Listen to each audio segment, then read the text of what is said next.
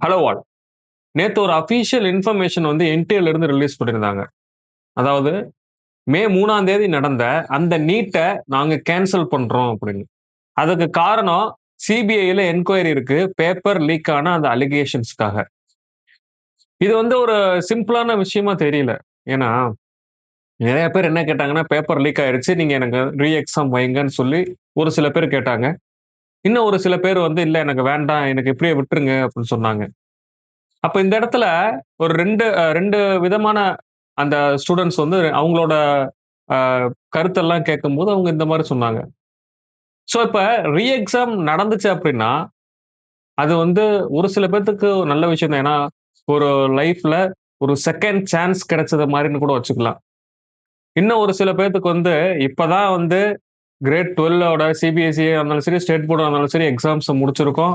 அதுக்கப்புறம் நீட் வந்து ஒரு 30லருந்து 40 நாள் பிரிப்பேர் பண்ணி, திருப்பி போய் நீட் எக்ஸாம் எழுதி அப்பாடான்னு உட்காரும்போது, இல்ல திருப்பி இந்த எக்ஸாம் எழுதுங்கன்னா, எப்படி வந்து உங்களுக்கு சாலிடா ஒரு 20 நாளாவது எடுக்கும். அவங்க ரீ எக்ஸாம் வைக்கிறதுக்கு. அந்த 20 டேஸ் வந்து திருப்பி பிரிப்பேர் பண்ணணும். அப்ப திருப்பி நீங்க பிரிப்பேர் பண்ணும்போது மென்டலியா அவங்க வந்து ஸ்ட்ராங்கா இருப்பாங்களான்னு கேட்டீங்கன்னா, கண்டிப்பா கிடையாது. ஒரு ஒரு பிரஷர் இருந்துட்டே இருக்கும். 2வது முக்கியமான விஷயம், அவங்க வந்து அந்த சோசியல் மீடியாவோட அந்த பிரஷர் தான் வந்து ரொம்ப முக்கியம். இந்த நீட் பிரஷர விட, இந்த சோசியல் மீடியா பிரஷர் இருக்கு. சும்மா நான் வந்து நேத்து ஒரு ஸ்க்ரோல் பண்ணிட்டு இருக்கிறேன். Instagramல ஒரு ரீல்ஸு. ஒரு 4 ரீல்ஸ், 5 ரீல்ஸ்க்கு ஒரு தடவ நீட் ஏன் கேன்சல் ஆச்சு? என்ன நடக்குது? சிஸ்டம் ஃபெயிலியரா? நீட் ஃபெயிலியரா?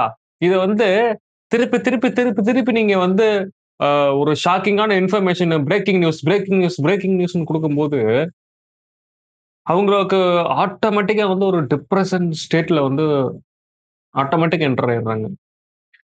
இந்த வியூஸ்க்காக என்ன பண்றாங்கன்னா, ஒரு சில பேர் வந்து இது நடக்கலாம், அது நடக்கலாம், இப்படி பண்ணலாம், அப்படி பண்ணலாம் அப்படின்னு அவங்களா ஒண்ணு வந்து ஏதோ என்டிஏல வொர்க் பண்ற மாரி, இல்ல வந்து என்டிஏவோட அஃபிஷியல்ஸ் மாரி நெறைய பேரு ஒரு மிஸ் இன்ஃபர்மேஷன வந்து நானும் பார்த்துட்டு தான் இருக்கேன். ஒரு 4, 5 நாளா வந்து ஒரு மிஸ் இன்ஃபர்மேஷன பாஸ் பண்ணிக்கிட்டே தான் இருக்காங்க.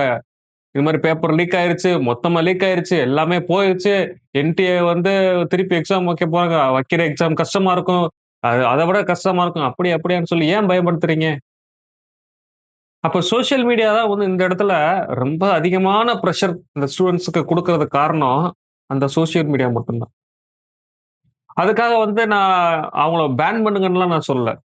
ஸ்டூடண்ட்ஸ் வந்து அந்த சோசியல் மீடியால இருக்கிற அந்த டைமிங்க கொஞ்சம் கம்மி பண்ணிட்டு, அஃபிஷியல் இன்ஃபர்மேஷன் என்டிஏல, நீட்ல அந்த வெப்சைட்ல இருக்கு. அவங்களே அனவுன்ஸ் பண்ணுவாங்க. என்ன டேட்டு, எதனால கேன்சல் பண்ணியிருக்கோம், என்ன நடக்குது அங்க. அவங்கள அனவுன்ஸ் பண்ணதுக்கு அப்புறம் அஃபிஷியல் இன்ஃபர்மேஷனா இருந்ததுன்னா அத நம்புங்க.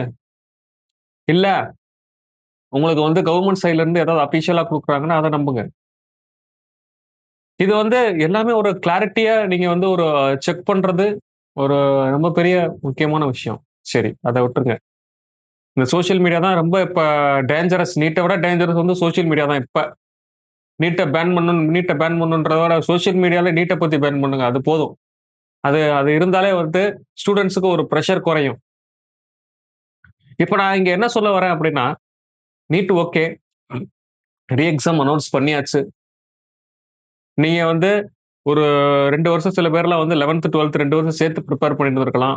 இல்ல ஒரு சிலர் வந்து கிட்டத்தட்ட ஒரு 4, 5 வருஷமா பிரிப்பேர் பண்ணியிருக்கலாம். ஸோ இந்த 4, 5 வருஷம் பிரிப்பேர் பண்ண அந்த கான்செப்ட்ஸ திருப்பி ரிவைஸ் பண்ணுங்க. இந்த சோசியல் மீடியால வந்து கொஞ்சம் விலகி நின்னுட்டு, அந்த கான்செப்ட்ஸ் எல்லாமே வந்து உங்களுக்கு ரிவைஸ் பண்ணுங்க. அஃபிஷியல் இன்ஃபர்மேஷன் வந்து உங்களுக்கு என்டிஏல இருந்து எப்ப டேட்டு, ஹால் டிக்கெட் அதாவது அட்மிட் கார்டு எல்லாமே வந்து உங்களுக்கு மெயில்லயே வந்துரும். அத செக் பண்ணுங்க. அதுக்கப்புறம் இன்கேஸ் வந்து உங்களுக்கு ஏதாவது இன்ஃபர்மேஷன் தேவைப்பட்டுச்சு அப்படின்னா, தினமும் வந்து ஒரு 1/2 அன் ஹவர் இல்ல ஒரு 1 ஹவர் அது அந்த 1 ஹவரே அதிகம். அது மட்டும் வந்து சோசியல் மீடியாவையோ, இல்ல YouTubeயோ யூஸ் பண்ணி நீங்க வந்து அந்த அஃபிஷியல் இன்ஃபர்மேஷன பாருங்க. மத்த டைம்ஸ் வந்து சாலிடா இன்னும் ஒரு 20 டேஸ் இருக்கு. இது ஏன் வந்து ஒரு செகண்ட் சான்ஸா எடுத்துக்கிட்டு ஏன்னா, நீங்க ஒரு டைம் பண்ண மிஸ்டேக் என்னன்னு தெரியும். ஆன்ஸர் கீ ரிலீஸ் பண்ணியிருக்காங்க. கொஸ்டின் பேப்பர் உங்க கையில இருக்கு. அதுல என்ன மிஸ்டேக் பண்ணீங்க? அந்த பேப்பர்ல பிசிக்ஸ் உங்களுக்கு டஃப்பா இருந்ததா? பயாலஜி டஃப்பா இருந்ததா? கெமிஸ்ட்ரி டஃப்பா இருந்ததா? இல்ல அத எப்படி ஓவர் கம் பண்ணலாம்? அதுக்கான ஒரு சின்ன ஸ்ட்ராட்டஜியா அந்த அந்த ஒரு 20 நாள் எடுத்துக்கங்க. சில பேர்லாம் வந்து நான் நேத்து பேசும்போது சொன்னேன், "சார் நான் 690 பிளஸ் வச்சிருக்கேன் சார். 690 பிளஸ் வச்சிருக்கம்போது, எனக்கு அடுத்த எக்ஸாம் போட்டா என்னால என்ன சார் பண்ண முடியும்?" அப்டின்னா, ஏன் அந்த 690 வந்து 700க்கு மேல கொண்டு போகக்கூடாது? அதுக்கான ஒரு செகண்ட் ஆப்பர்ச்சுனிட்டியா பாருங்க. அத வந்து ஜஸ்ட் ஒரு பாசிட்டிவ் சைனா பார்த்துட்டு, நீங்க அடுத்த ஒரு 20 டேஸ் பிரிப்பேர் பண்ணுங்க. என்ன மிஸ்டேக் பண்ணீங்களோ அத ரெக்டிஃபை பண்ணுங்க. இது வந்து இன்னும் பெட்டரா இருக்கும் எனக்கு தெரிஞ்சு. உங்களுக்கு அடுத்த லெவல் போறதுக்கு இன்னும் பெட்டரா இருக்கும். ஸோ விட்றாதீங்க. ஃபைனலா இதுலருந்து முடிக்கும்போது நான் ஒரு சொல்ற விஷயம் தான். திருப்பி எழுதணுமான்னு நினைக்காதீங்க. உங்களுக்கு கிடைச்ச ஒரு செகண்ட் சான்ஸா நெனச்சுட்டு, உங்க ஸ்ட்ராட்டஜி பிரிப்பேர் பண்ணிட்டு, அதுல வொர்க் பண்ணுங்க.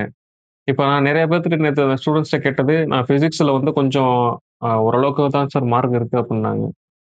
நீங்க அத என்ன மிஸ்டேக் பண்ணீங்களோ, அந்த கொஸ்டின்ஸ ரெக்டிஃபை பண்ணுங்க. ஃபார்முலாஸ் படிங்க. திருப்பி ரிவைஸ் பண்ணுங்க. ஒரு செகண்ட் சான்ஸ் கிடைச்சிருக்கு. அந்த செகண்ட் சான்ஸ யுட்டிலைஸ் பண்ணி, இன்னும் கொஞ்சம் அதிகமான ஸ்கோர் வந்து எடுங்க. ஸோ எல்லாத்துக்குமே வந்து ஆல் த பெஸ்ட். இன்னும் கொஞ்சம் எஃபெக்ட் போட்டு, இன்னும் கொஞ்சம் அதிகமான பிரிப்பரேஷன் பண்ணி, கிடைச்ச சான்ஸ யுட்டிலைஸ் பண்றது ஒரு நல்ல புத்திசாலித்தனமான ஒரு இதா இருக்கும். நம்ம அடுத்தடுத்த வீடியோஸ்ல பார்ப்போம். அடுத்து இந்த நீட்ட பத்தியும் சரி, நீட்ல என்னென்ன பண்றது? இல்ல ஸ்ட்ராட்டஜி உங்களுக்கு வேணும்னா சொல்லுங்க. நான் வந்து ஒரு செட் ஆஃப் ஸ்ட்ராட்டஜி வந்து பிரிப்பேர் பண்ணி தரேன். ஆனா நான் பிரிப்பேர் பண்ணி தர்றது வந்து ஏன்னா எனக்கு தெரிஞ்சது ஒன்லி பிசிக்ஸ் மட்டும் தான்றனால, பிசிக்ஸ்ல உங்களுக்கு ஏதாவது தேவைப்பட்டுச்சு, ஸ்ட்ராட்டஜிஸ் ஏதாவது தேவைப்பட்டுச்சு, இல்ல பிசிக்ஸ் ரிலேட்டடா வந்து நான் எப்படி படிக்கிறது சார்? இந்த 20 டேஸ வந்து நான் என்ன மாரி ரிவைஸ் பண்ணா, எனக்கு எந்த மாரி வந்து நான் எக்ஸாம்ஸ் எழுத முடியும்?